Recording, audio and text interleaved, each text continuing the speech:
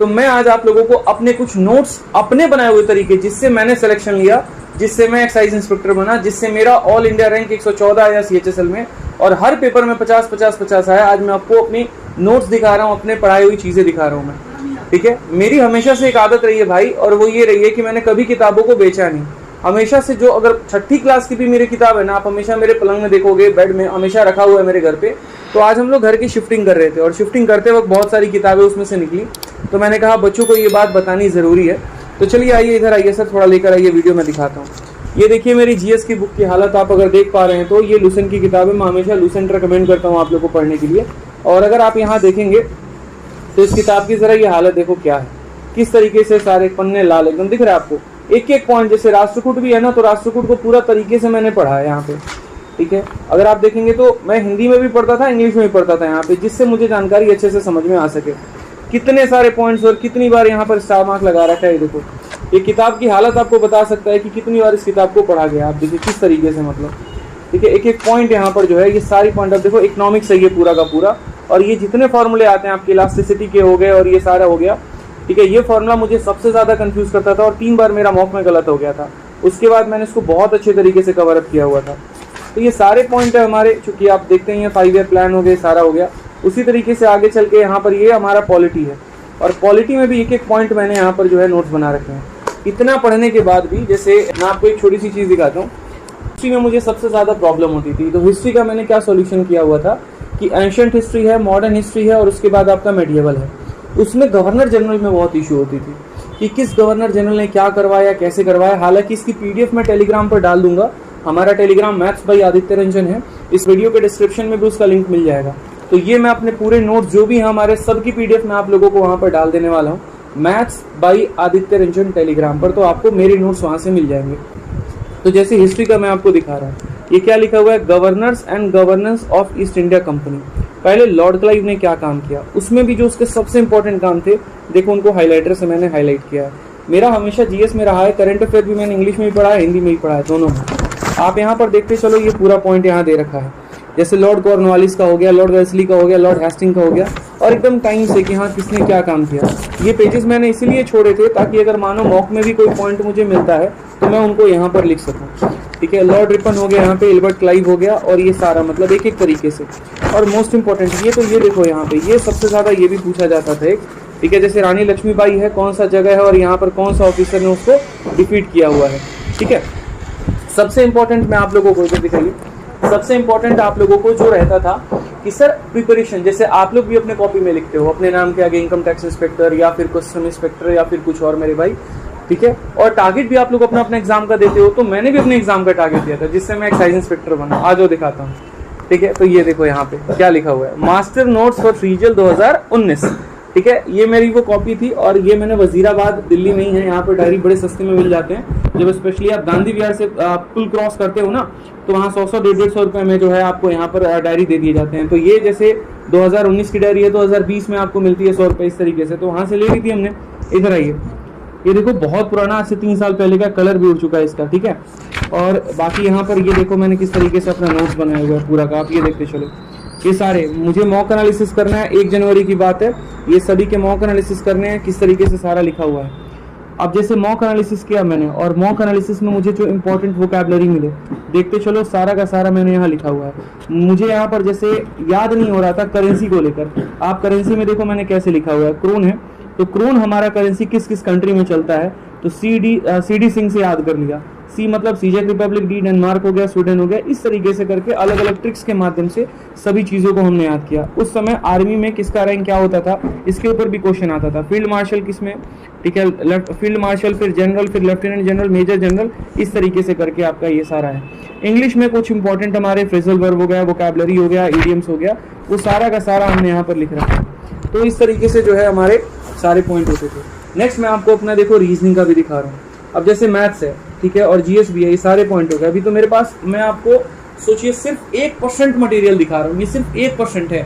अभी तो पूरा बाकी सारा सामान मेरे बेड के अंदर में है। और अब तो मैं कुछ बच्चों को बुक्स भी दे दी है मैंने अपनी, जो तैयारी कर रहे हैं, जिनके पास इतना सक्षम नहीं है, ठीक है। जैसे मैंने अपनी मैथ्स की सारी किताबें उन बच्चों में बांट दी जिनके पास तैयारी करने के लिए किताबों तक नहीं है, पैसे तक नहीं है, ठीक है। इंग्लिश की भी अपने सारे नोट्स दे दिए, जीएस के भी सारे नोट्स दे दिए, जो थोड़े बहुत मेरे पास थे वो मैं आपसे शेयर कर पा रहा हूँ। इधर लाइए, अब मैं आपको रीजनिंग के भी अपने दिखाता है। इसमें रीजनिंग वाला पता लिखा है, ये वाला देखो आप, ये पॉइंट मैंने मोड़ रखा है। जैसे आप लोग भी ये पढ़ते होंगे कि जब देश में राष्ट्रपति और उपराष्ट्रपति दोनों ही ना हो तो भारत का मुख्य न्यायाधीश कौन होता है, तो दोनों ना हो तो भारत का जो काम करता है वो कौन, तो मुख्य न्यायाधीश जो होता है वो देश का पूरा काम करता है। आप लोगों से मैं क्वेश्चन पूछता हूँ, उसका आंसर मुझे कमेंट बॉक्स में देना, पता चल जाएगा मेरे भाई यहाँ पर, ठीक है, कि आप लोगों ने कितना पढ़ा है। यदि राष्ट्रपति की असैनिक मौत हो जाए या फिर वो पद त्याग दे तो कितने माह के अंदर इलेक्शन कराना जरूरी है, जरा मुझे ये पॉइंट बता दीजिएगा, ठीक है, जरा मुझे ये पॉइंट बता दीजिएगा जल्दी से कमेंट बॉक्स में इसका आंसर। तो ऐसे ही हमारे, और आप यहाँ देखो रीजनिंग का भी मैं कह रहा था, जैसे रीजनिंग में कोडिंग टू कोडिंग का कुछ पर्टिकुलर हो गए, ये भी मैं पूरा का पूरा लिखता था यहाँ पे, देखोगे अगर आपको, जैसे लुब्रिकेटर है तो लुब्रिकेटर का कोड आ गया यहाँ पर और बाकी सारे उसके आधार पर क्वेश्चंस हो गए। ये सारा आप देखोगे ना तो ये सारा रीजनिंग का पूरा लिखा हुआ है, एक एक पॉइंट यहाँ पे। रीजनिंग के सेक्शनल मॉक टेस्ट लगाए तो देखो उसमें मैं लिख लूंगा खुद से यहाँ सारे क्वेश्चन और ऑप्शन, और बाद में मैं उनको सॉल्व कर रहा होता था, किसका काम क्या है क्या नहीं है।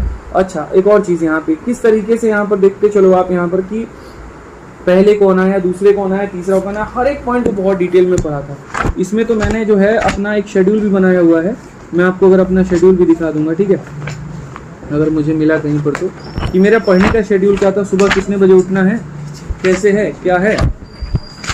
ये देखिए मेरा शेड्यूल यहाँ पे। अभी जैसे मेरा सीजल का पेपर था, यहाँ क्या लिखा हुआ है, इंग्लिश मेंस 2019। तो इंग्लिश मेंस 2019 में मैंने पूरा टारगेट कर लिया था। जैसे कुछ वीडियोस होते थे कहीं यूट्यूब पर, ठीक है, किसी टीचर के मिल गए या कहीं सर अपने बुक्स की देख ली, ठीक है, या आपने कहीं पर भी, तो उस तरीके से हमने यहाँ देख लिया। नेक्स्ट यहाँ पर बात करते हैं मेरा शेड्यूल पढ़ने का। ये आकर दिखाइए सर, इनको बच्चों को दिखाइए। 8:30 से 11:30 मुझे मैथ्स के मॉक की एनालिसिस करनी है, क्योंकि मेंस का मॉक 2 घंटे का होता था। उसी तरीके से इंग्लिश रिवाइज करना है, इंग्लिश के मॉक देने हैं, कैलकुलेशन पर काम करना है। आप कैलकुलेशन देखो किस तरीके से कैलकुलेशन होती थी रोज उस टाइम पे, ठीक है, तो ये सभी देख सकते हो। उसके अलावा आप देखो ये सारे हमारे रफ कॉपीज हैं कि जो हमने पूरा भर रखा है। मैं अभी कह रहा हूँ ना कि अभी सिर्फ 1 या 2% आपको मटेरियल दिखा रहा हूँ। एटलस भी आपका पढ़ना बहुत जरूरी है। इस पूरी एटलस में यहाँ पर इंडियन ज्योग्राफी और पूरा का पूरा मतलब वर्ल्ड मैप सारा कुछ कवर अप कर रखा है।